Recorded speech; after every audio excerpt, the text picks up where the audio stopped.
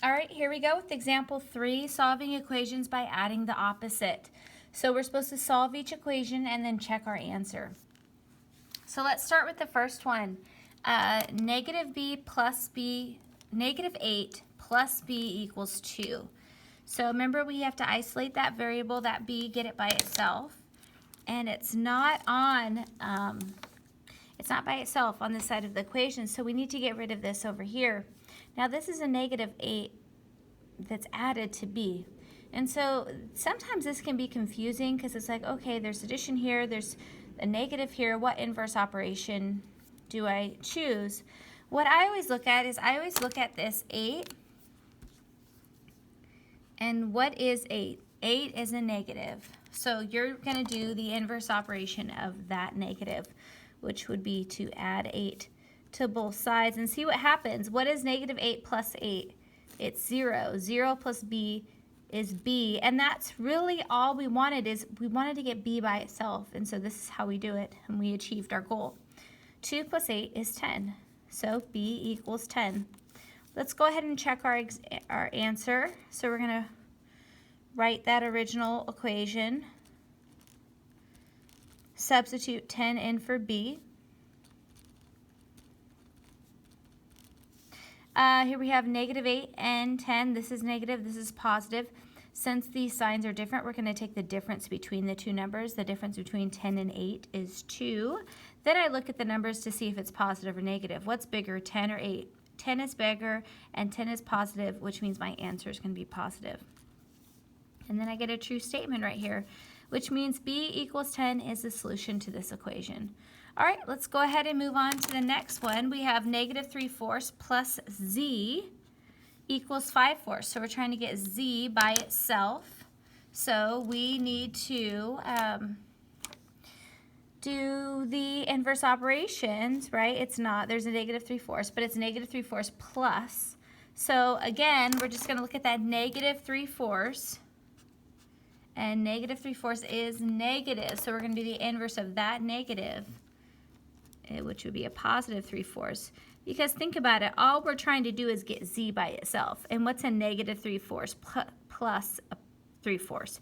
It's 0. They cancel each other out, and we're left with z equals, here they have a common denominator of 4, so we just add the numbers on top. 5 plus 4 is 8/4. And then we can reduce this. We can either think of, well, what number goes into both of these and do reduce it that way, or we can just read it, 8 divided by 4. Well, 8 divided by 4 is 2. And that would be our answer. All right, let's go ahead and check our answer. So we're going to go ahead and write that original equation up top. Then we're going to stick this number in for z. So negative 3/4 plus 2. Now we need to add these two together. One way we could do it would be to, get a common denominator and do all that. Or we can just say, yeah, let's just do that. Common denominator. So 2 is the same thing as 2 over 1. So we need a common denominator of 4. So that means I need to multiply this by 4. And whatever I do to the bottom, I have to do to the top. And I can do that because really 4 divided by 2 is just 1. And 1 times 2 is 2. So I'm rewriting this. When I do this on top, I get 2 times 4, which is 8/4 equals 5/4. All right. I have a common denominator, which is great. So that means I'm just going to add the numbers on top. I have a negative 3 and a positive 8. The signs are different, so I take the difference between the two. The difference between 8 and 3 is 5. And then I'm going to look at what number is bigger, 8 or 3. 8 is bigger and 8 is positive, so that means my answer is going to be positive over 4. Keep that common denominator.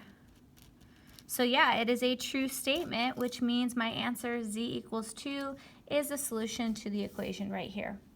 Perfect. Let's move on to C. Negative 11 plus x equals 33. So we're trying to isolate x and get x by itself.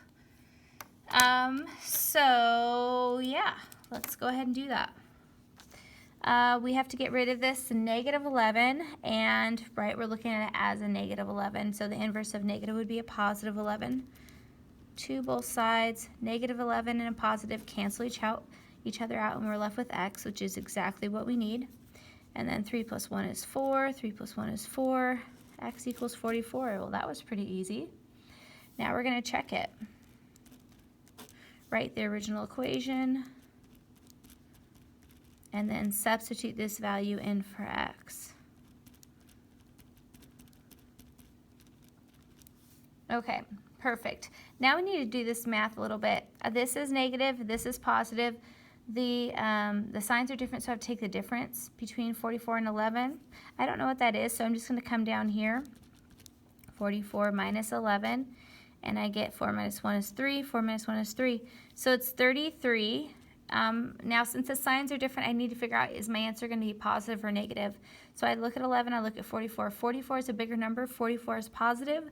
So that means that my answer is going to be positive. Equals 33, which is a true statement, which means my answer, x equals 44, is the solution to that original equation.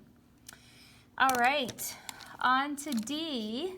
We have negative 5/11 plus p equals negative 2/11. So we're trying to get p by itself. Is it by itself? No, it's not. We need to get rid of this negative 5/11. So we're going to do the inverse operation, which would be to add 5/11 to both sides. Those cancel. I'm left with p equals, there's a common denominator of 11, so that means I'm just going to add the numbers on top. Negative 2 plus 5. This is a negative, this is a positive. The signs are different, so I'm going to take the difference between 5 and 2, which is 3. I need to figure out, is it positive 3 or negative 3? I look at the 5, I look at the 2. 5 is a bigger number than 2, and 5 is positive, which means my answer is going to be positive.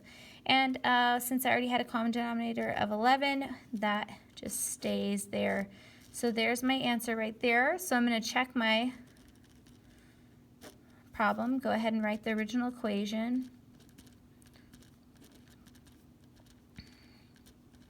And then I'm going to substitute my solution in for p and check to see if it is the solution.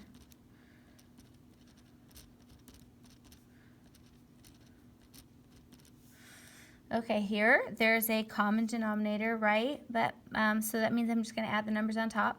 Negative 5 and a positive 3. The signs are different, so I have to take the difference between 5 and 3, which is 2. Okay, then I'm going to look at both of the numbers. 5 and 3, which number is bigger? 5 is bigger and 5 is negative, which means my answer is going to be negative. And then I keep that common denominator. And then I have it. Negative 2/11 is the same thing as negative 2/11. So that is a true statement. All right, well, I will see you next time with example number 4. All right, bye.